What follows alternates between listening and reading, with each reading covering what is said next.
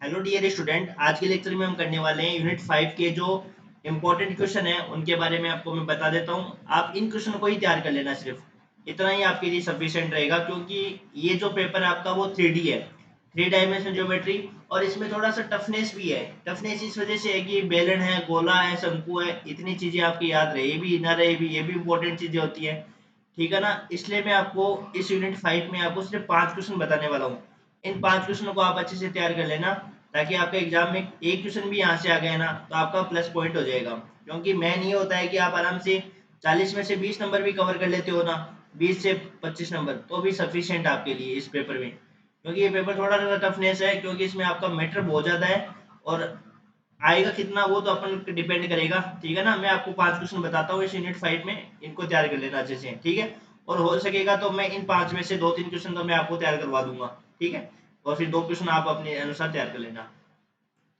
सबसे पहला जो क्वेश्चन है आपका ये होता है कि परवलज ax² plus by² equal to 2cz, ये परवलज का समीकरण होता है। सबसे पहला एक क्वेश्चन तो ये आता है कि परवलज का इक्वेशन क्या होता है।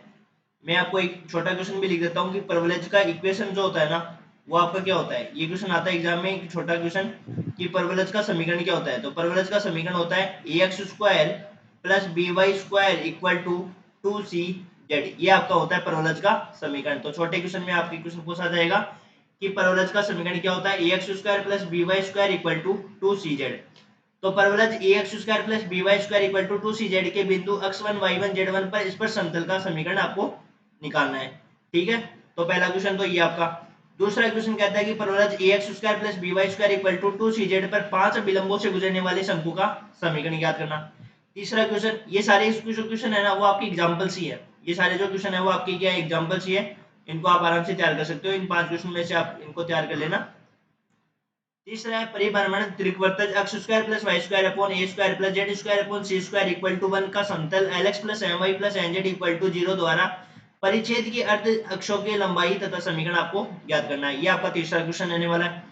फिर फोर्थ क्वेश्चन रहने वाला है, सिद्ध कीजिए कि समतल 8x minus 6y minus z equal to 5 परवलय 3x² minus 8y² equal to 6z को स्पर्श काटता है तथा इसके संपर्क बिंदु के निर्देशांक भी आपको ज्ञात करना है। 5 वाला क्वेश्चन है कि प्रदर्शित कीजिए कि परवलय x² plus y² equal to 2az पर अल्फा बीटा गामा से खींची गई जो अभिलंबों के पास से गुजरने वाले वृत्त का जो केंद्र होगा वो अल्फा अपोन में 4 बीटा अपोन में 4 अल्फा प्लस गामा अपोन में 2।